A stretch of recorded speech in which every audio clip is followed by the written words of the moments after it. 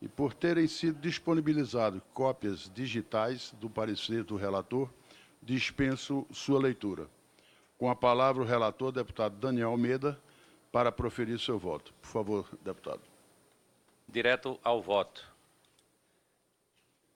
O programa dos agregados monetários para o terceiro trimestre de 2017 considerou o cenário provável para o comportamento do PIB, da inflação, das taxas de juros e de câmbio e de outros indicadores pertinentes, além de ser consistente com o atual regime de política monetária baseado no sistema de metas para a inflação. A trajetória recente dos principais indicadores econômicos corrobora o cenário de estabilidade e perspectiva de retomada gradual da economia. Deve ser considerado, entretanto, que a manutenção por tempo prolongado de níveis de incerteza elevados sobre a evolução do processo de reformas e ajustes na economia pode ter impacto negativo sobre a atividade econômica.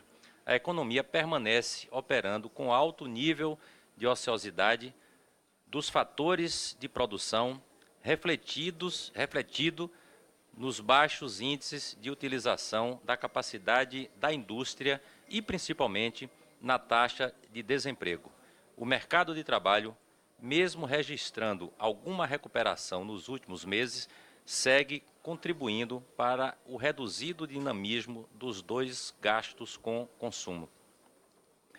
O cenário externo tem se mostrado favorável, ressaltando-se que o melhor desempenho da atividade econômica global tem mitigado os efeitos de possíveis mudanças de política econômica nos países centrais. Nesse ambiente, o comportamento da inflação permanece favorável, com desinflação difundida, inclusive, nos componentes mais sensíveis ao ciclo econômico e à política monetária. Destaque-se que a desinflação dos preços de alimentos e de preços industriais pode ter efeitos secundários na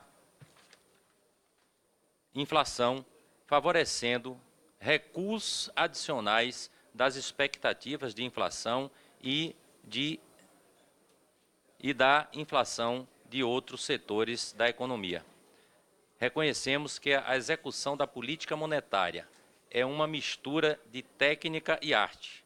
Cumpre observar, no entanto, que os seus reflexos atingem todas as sociedades, sociedade brasileira.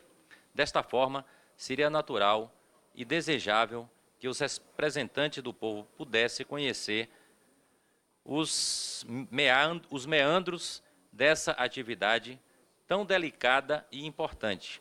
Infelizmente, no entanto, reserva-se um espaço relativamente irrelevante ao Congresso Nacional nesta questão, como se conclui da análise da letra do artigo 6º da Lei 9.069/95.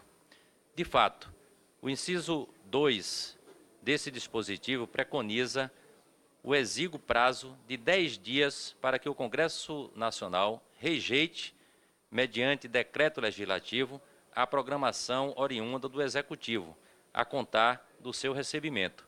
O parágrafo seguinte, por seu turno, veda a possibilidade de qualquer alteração à proposta original, cabendo aos parlamentares unicamente aprová-la ou rejeitá-la in toto. Ademais, conforme o inciso 4º do mesmo artigo, decorrido o prazo a que se refere o inciso 2º, sem apreciação da matéria pelo Congresso Nacional, a programação monetária será considerada aprovada, concluindo o inciso 6º daquele dispositivo, estabelece que, no caso do Congresso Nacional não aprovar a programação monetária até o final do primeiro mês do trimestre a que se destina, fica o Banco Central do Brasil autorizado a executá-la até sua aprovação. Constata-se, portanto, que a legislação vigente não permite, na prática, a intervenção efetiva do Poder Legislativo nas deliberações relativas à programação monetária definida pelas autoridades econômicas. De um lado, os prazos estipulados são claramente incompatíveis com a complexidade própria da tramitação de um projeto de decreto legislativo. Não é razoável supor que se possa cumprir em apenas 10 dias a sequência dos eventos compostos pelo recebimento da programação monetária pelo Senado Federal, seu encaminhamento à Comissão de Assuntos Econômicos daquela Casa, elaboração de um projeto de decreto legislativo por esse colegiado, apreciação dessa proposição pela referida comissão e pelo plenário do Senado Federal, encaminhamento do projeto à Câmara dos Deputados e seu exame por 3 comissões e pelo plenário desta Casa. À vista da legislação vigente, então, nada mais resta a esta Casa que cumprir um papel meramente homologatório, posto que a matéria foi enviada à Câmara dos Deputados mais 3 meses após o final do trimestre em referência.